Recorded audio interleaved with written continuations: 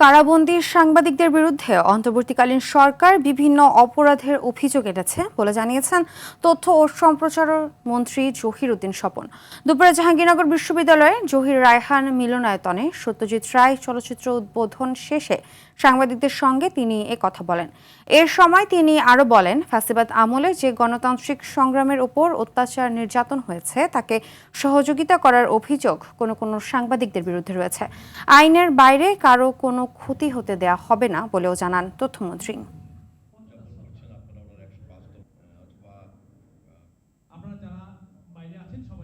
তাদের প্রত্যেকের বিরুদ্ধেই বিগত সরকার অভিযোগ এনেছে যে তারা বিভিন্ন অপরাধের সঙ্গে জড়িত।